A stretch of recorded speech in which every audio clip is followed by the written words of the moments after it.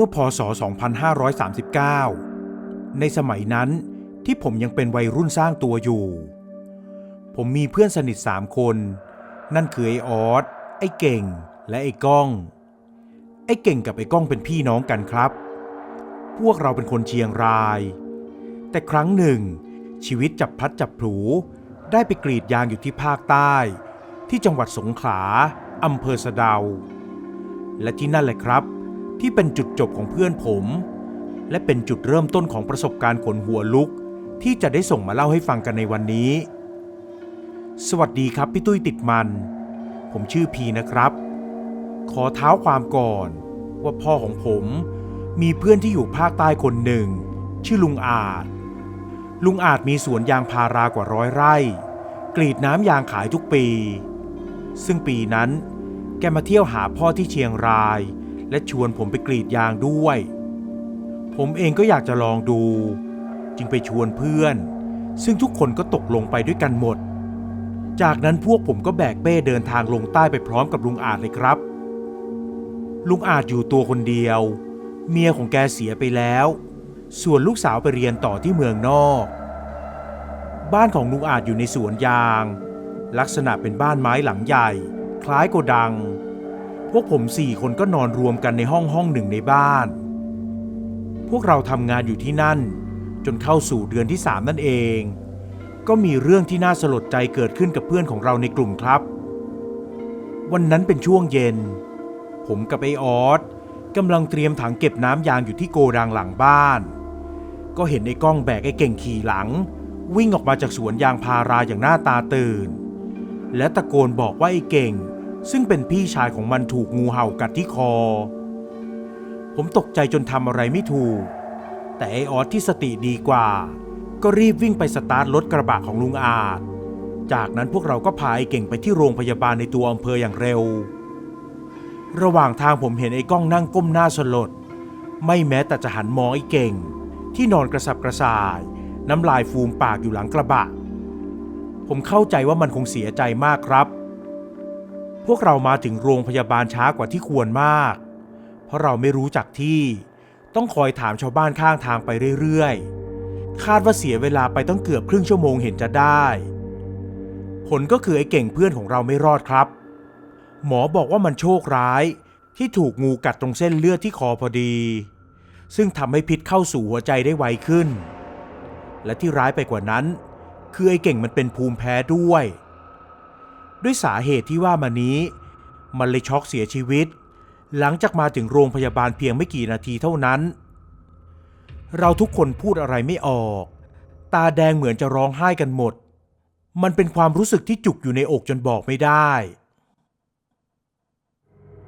ภายหลังกลับจากโรงพยาบาลเราแจ้งให้ลุงอาจทราบเรื่องแกถึงกับตกใจจนหน้าซีดไปเลยเหมือนกันก่อนที่จะแสดงความเสียใจกับไอ้ก้องและปลอบใจพวกเราแล้วก็เป็นลุงอาจที่ให้ไอ้ก้องยืมโทรศัพท์ไอ้ก้องจึงโทรไปบอกแม่ของมันว่าไอ้เก่งเสียแล้วคุยไปก็ร้องไห้ไปด้วยแม่ของไอ้ก้องหรือว่าป้านิดได้บอกให้เอาศพของไอ้เก่งกลับไปทำพิธีที่บ้านซึ่งพวกเราก็รับปากว่าจะพาไอ้เก่งกลับบ้านเองเรื่องการขนย้ายศพนี้ลุงอาจเป็นธุระจัดการให้แกถามเราว่าจะขอให้มูลนิธิช่วยไปส่งหรือจะนำศพกลับไปเองเรา3 คนคุยกันแล้วก็ตกลงกันว่าจะขนย้ายศพกันเองครับเพราะไม่อยากให้มีเรื่องอะไรให้ยุ่งยากดังนั้นลุงอาจจึงให้ยืมรถตู้เก่าของแกมาคันหนึ่งและให้ไอ้ก้องเอาไว้ใช้ที่เชียงรายเลยนอกจากนี้ก็ให้ค่าเดินทางและค่าทำศพมาอีกจำนวนหนึ่งด้วยพวกเราขอบคุณแกมากๆครับเช้าวันต่อมาพวกเราลาลุงอาจเพื่อกลับเชียงรายแล้วไปรับศพไอ้เก่งที่โรงพยาบาลพอเคลียร์กับทางโรงพยาบาลและตำรวจเสร็จเรียบร้อยเราก็เอาศพไอ้เก่งใส่โลงโปะด้วยน้ำแข็งบนตัวศพเพื่อรักษาสภาพไว้ให้นานที่สุดจากนั้นก็ยกขึ้นรถตู้ที่เราถอดเบาะนั่งข้างหลังออกเรียบร้อยแล้วก่อนออกจากโรงพยาบาลไอ้ก้องได้จุดธูปขึ้น1 ดอกยกมือไหว้และพูดกับโลงศพกลับบ้านเรานะเว้ยไอ้เก่งตามพวกกูมาจากนั้นมันก็ขึ้นรถ ปักธูปในแก้วที่ใส่ทรายไว้นั่นเป็นความเชื่ออย่างหนึ่งที่แม่ของไอ้ก้องบอกมาเราเชื่อว่าการขนย้ายศพไปที่ไกลๆนั้นต้องมีการจุดธูปบอกกับวิญญาณผู้ตายเพื่อให้เขาตามควันธูปไปกับเราโดยอย่าให้ธูปดับเด็ดขาดไม่อย่างนั้นวิญญาณผู้ตายก็จะตามต่อไม่ได้และหลงหายไประหว่างการเดินทาง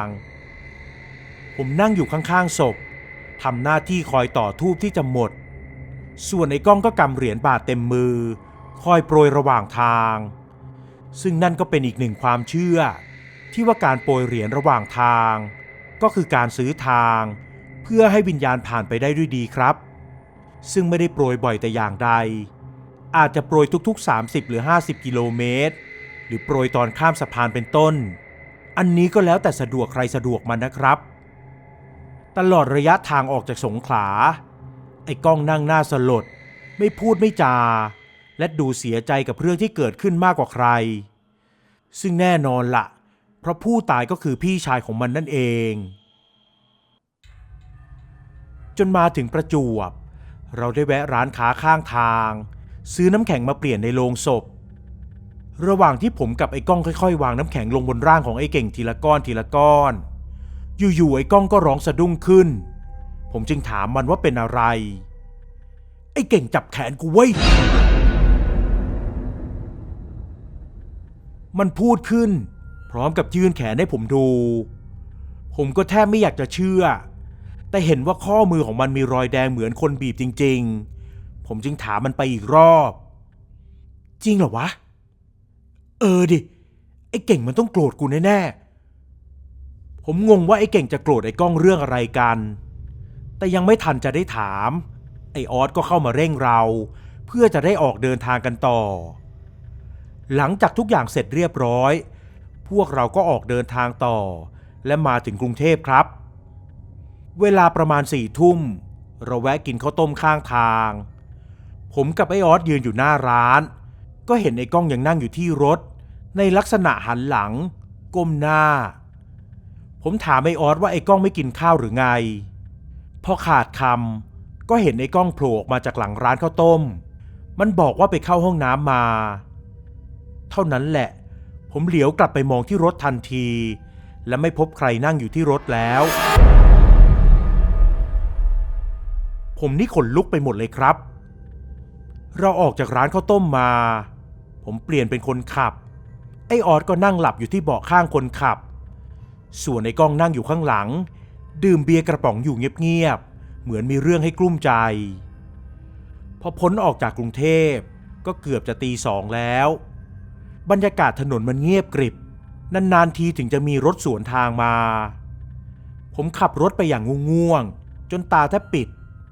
กระทั่งเหมือนจะวูบไปครั้งหนึ่ง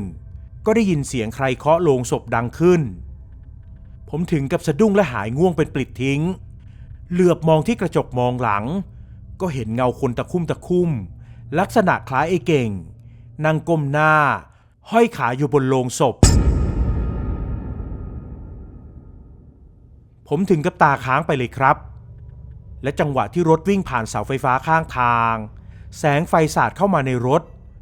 ผมก็เห็นใบหน้าของมันที่เขียวคล้ำหน้าสยดสยองแค่แวบเดียวเท่านั้นแหละผมก็รีบหันกลับมามองถนนข้างหน้าทันทีผมไม่คิดไม่ฝันว่าจะเจอผีหลอกนะครับ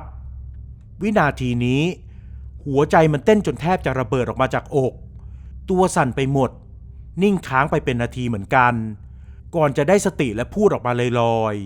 ๆอีห่าเก่งกูเพื่อนมึงนะเว้ยหลอกกูทำไมผมพูดไปแค่นั้นแล้วก็ปลุกไอ้ออสให้ขึ้นมาอยู่เป็นเพื่อนไอ้ออสบอกว่านั่งเฉยๆแล้วจะหลับผมจึงเปลี่ยนให้มันมาขับรถส่วนผมก็ไปนั่งที่เบาะข้างคนขับแทนเรื่องผีไอ้เก่งหลอกผมยังไม่ได้บอกมันเพราะกลัวว่ามันจะกลัวแต่ก็แอบเรียบๆเคียงๆถามว่าตั้งแต่ขับรถกันมาเจอเรื่องผิดปกติอะไรในรถหรือเปล่ามันตอบว่าไม่มีอะไรนั่นแสดงว่าคงมีแค่ผมกับไอ้ก้องเท่านั้นที่โดนหลอกคิดแล้วก็น่าโมโหเหมือนกันนะครับเพื่อนกันยังมาหลอกกันได้พอนั่งรถต่อไปเรื่อยๆไม่นานผมก็เคลิ้มหลับไป ตื่นขึ้นอีกทีก็ตอนที่ไอออสมันปลุกทุกคนในรถเวลานั้นเกือบจะตี 4แล้วไม่รู้ว่าถึงที่ไหน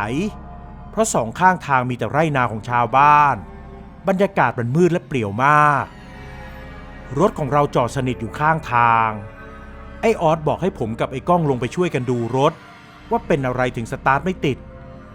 พวกเราเช็คที่กระโปรงหน้ารถเท่าที่ดูแล้วก็ไม่มีอะไรเสียหายแล้วไอออสกับไอ้ก้องก็ยืนนิ่งไปอย่างมีพิรุธเหมือนพวกมัน2 คนมีเรื่องกังวลอยู่ในใจผมจึงถามไอออสไปไอออสก่อนที่รถจะดับมันมีอาการยังไงวะคือกูเบรกกระทันหันแล้วรถมันก็ดับไปเฉยเลยว่ะอ้าวแล้วมึงเบรกทำไมล่ะมีอะไรหรือเปล่าผมถามจี้ไปอีกไอออสเงียบไปอึดใจหนึ่งก่อนจะพูดต่อกูเห็นคนยืนขวางอยู่กลางถนนนะสิกูก็เลยเบรกใครวะ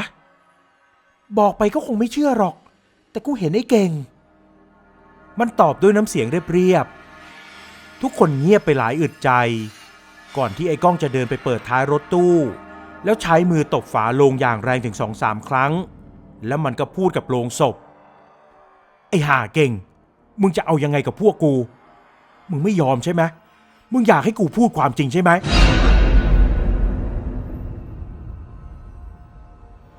ความจริงอะไรกันผมกับไอออสหันมองหน้ากันแบบงงๆจากนั้นไอ้ก้องก็หันหน้ามาและพูดกับเราพวกมึงรู้ปะกูนี่แหละเป็นคนฆ่าพี่ชายกูเองผมกับไอออสพูดอะไรไม่ออกเราแทบไม่อยากเชื่อหูตัวเองแล้วไอ้ก้องก็เล่าเหตุการณ์ในวันนั้นว่าพวกมัน2 คนกำลังเก็บน้ำยางในสวนขณะนั้นมีงูเห่าขนาดเท่าท่อนแขนตัวหนึ่งเลื้อยเข้ามาใกล้เท้าของไอ้ก้องพอเห็นมันก็เตะสุดแรงแต่ใครจะคิดล่ะครับว่างูมันดันปลิวไปตกลงบนหลังของไอ้เก่งที่กำลังนั่งดูน้ำยางในถังอยู่พอช่วยกันเอามีดสับงูตัวนั้นจนตาย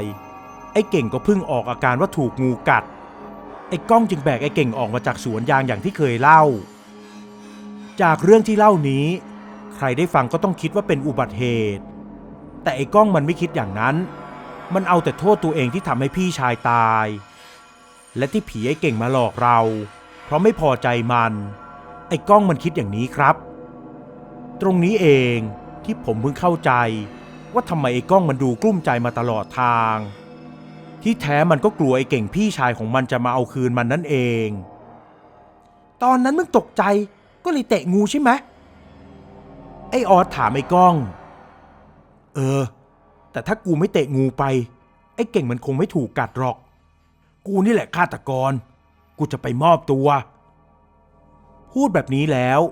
ไอ้ก้องก็แหกปากดังๆพร้อมกับตบฝาโลงหลายทีด้วยอาการบ้าคลั่งแล้วมันก็พูดทั้งน้ำตามึงพอใจยังไอ้เก่ง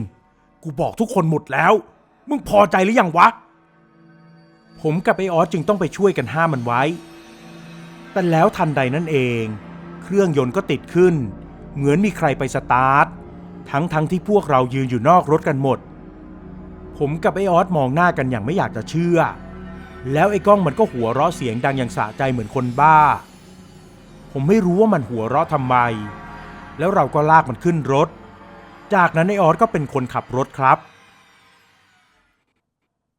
แล้วพอเราพ้นจากตรงนั้นมาประมาณสัก5 กิโลเมตรและฟ้ายังไม่สว่างดีเราก็เห็นรถทัวร์พลิกคว่ำอยู่ข้างทาง1 คันนอกนั้นก็มีรถกระบะ2-3 คันที่จอดนิ่งอยู่กลางทางในสภาพพังยับรถมอเตอร์ไซค์ล้มระเนระนาดหลายคันทั้งตำรวจทั้งกู้ภัยและชาวบ้านกำลังวิ่งกันสับสนอยู่กลางถนนรถของเราวิ่งไปในเลนที่ตำรวจโบกให้ขณะที่ผ่านเหตุการณ์ตรงนั้นผมเห็นคนนอนจมกองเลือดอยู่กลางถนนบางคนก็นอนร้องโอดโอยอย่างเจ็บปวดเจ้าหน้าที่กู้ภัยหามเปลคนเจ็บขึ้นรถอย่างวุ่นวายเป็นภาพที่น่าสะเทือนใจที่สุดในชีวิตของผมแล้วเมื่อพ้นจากอุบัติเหตุตรงนั้นมาไอ้ออสมันก็พูดขึ้นถ้าเมื่อตะกี้รถเราไม่ดับซะก่อนแล้ววิ่งมาเรื่อยๆล่ะจะเกิดอะไรขึ้นวะผมว่าไม่ต้องตอบก็รู้ว่าเราอาจมาเจออุบัติเหตุเข้าพอดีก็ได้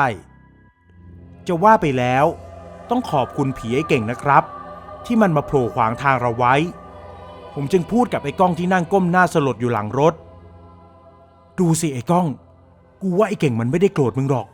มันแค่มาช่วยเราไอ้ก้องนั่งเงียบไม่พูดไม่จา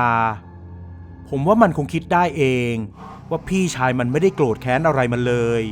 และยังเป็นห่วงพวกเราเสมอในเวลาเกือบบ่ายเราก็มาถึงเชียงรายครับและมาถึงบ้านของไอ้ก้องในที่สุดป้านิดและชาวบ้านที่อยู่รอรับศพก็มาช่วยกันยกโลงศพลงแล้วเอาเข้าไปไว้ในบ้านคืนนั้นจึงเป็นคืนที่เริ่มทำพิธีศพของไอ้เก่งตามศาสนาเป็นคืนแรกพอจบเรื่องทั้งหมดนี้เราก็เหลือกันแค่3 คนและเป็นเพื่อนที่ดีต่อกันเสมอมาครับ